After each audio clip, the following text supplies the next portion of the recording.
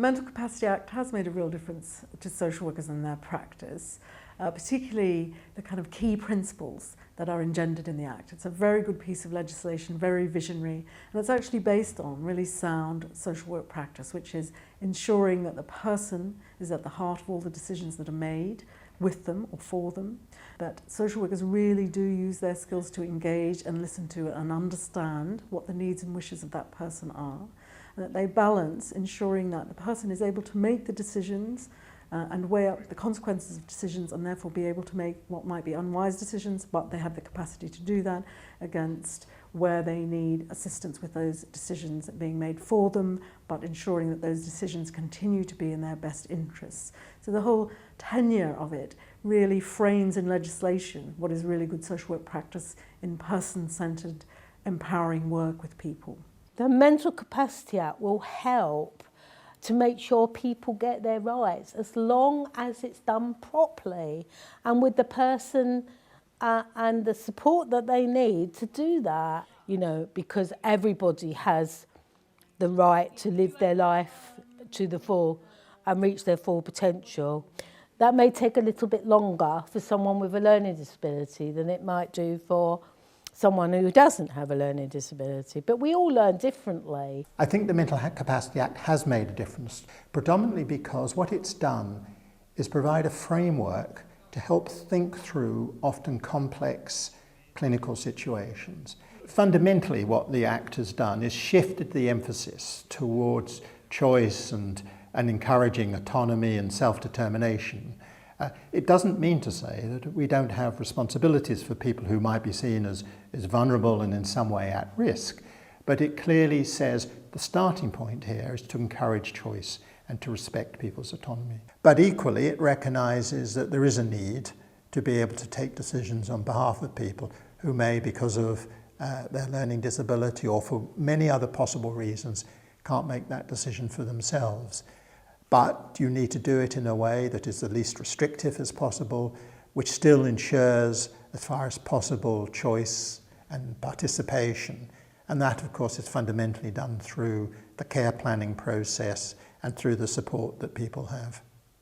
My view is that anybody who's involved in care planning needs to consider the 5 key principles in the Mental Capacity Act.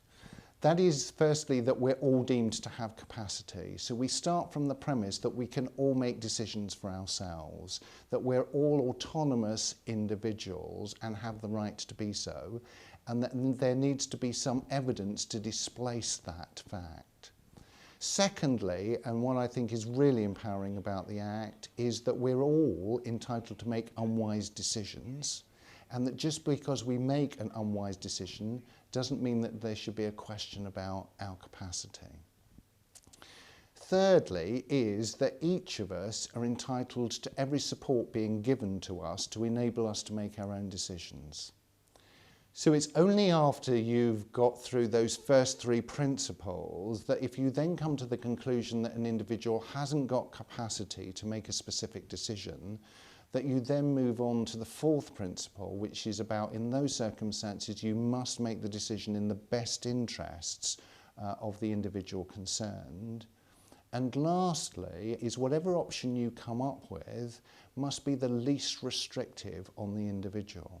In order to make it a lasting care plan, one that actually achieves the right ambitions for people, it needs to start with the person and what they want to do. If you don't start there, you're forever trying to play catch up, and actually it's not resource efficient, and it certainly doesn't improve anybody's quality of life.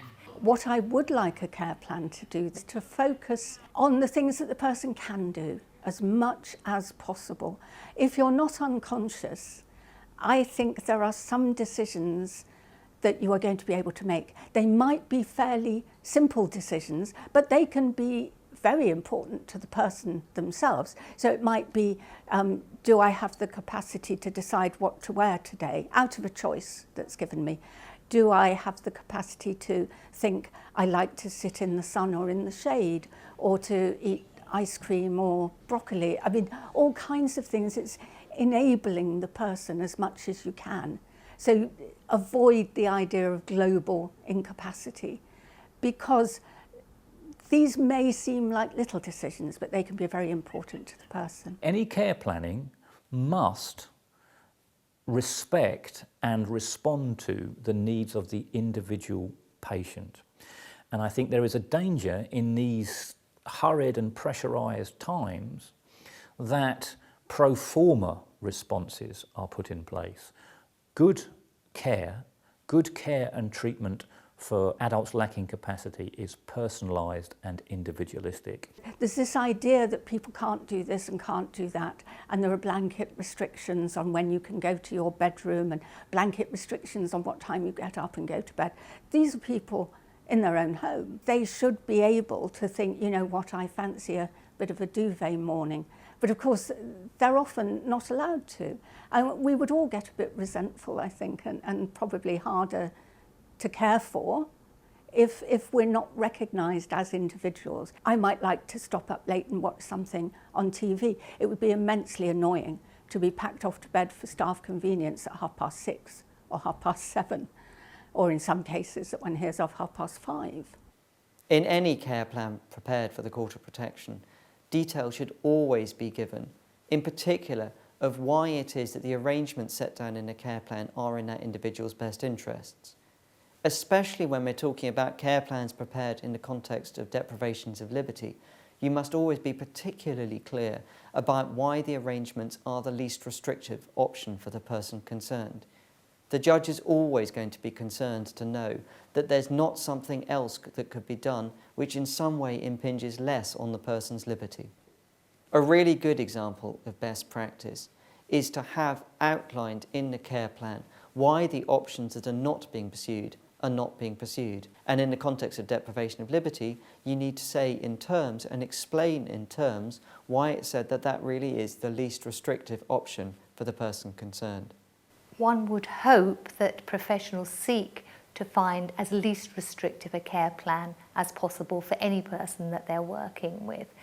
And I think if they can honestly say they've done that and taken all the steps towards that, and clearly if a DOLS, a deprivation of liberty safeguard, is called for, they must seek authorisation for that. And we know of examples, even very recently, of people who are held unlawfully or removed unlawfully from, say, their family circumstances. And it's something we have to guard against. But of course, it's why the courts are there too, because at the end of the day, the Court of Protection will take a view on this. Under the Mental Capacity Act, capacity is seen as something that is decision and also time specific. And we can imagine how it can be used to support people's decision making when it comes to rather specific decisions like choices around how to spend your money, for example, or whether or not to accept a particular treatment. But I think it's much broader than that. I do think it is about how do you support people in a way that enables them to have a full and active life as independent as possible, but at the same time managing issues of risk and protecting people from harm. So it is really about bringing those two aspects together and ensuring people have an active life in which they are free to do the things that they enjoy and are safe to do that. I think what social workers really like about the Act, that it puts into a legislative framework really good, sound social work practice, really excellent person-centred approaches to working with individuals and ensuring that that particular person's needs and feelings and wishes are weighed up in terms of the decision-making about how their care and support is delivered. Another thing that the Mental Capacity Act does, which I think is really important, is it says to people, look, it may well be, we understand that many of us as we age may lose the ability at certain points to make certain kinds of decisions. One of the things that the Act does is it gives people certain kinds of legal tools to enable them to carry forward certain kinds of decisions that are very, very important to them at a time in the future when they may lose capacity. None of us know what's going to happen tomorrow, you know, and maybe what needs to happen is where the people are, like in a care home or residential home or their own home, maybe it should be that it's all discussed in each person does an advanced decision so that you know that everything's put in place for if it does happen. So you're seeing this piece of legislation coming out of some fundamental common law principles that are about protecting and promoting adult autonomy and carrying them forward to the point where an adult may lack capacity. It does something else as well, which is really important.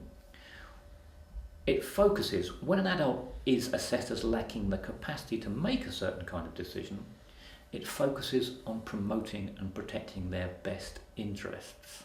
That's why I think this really is a very useful and principled piece of legislation.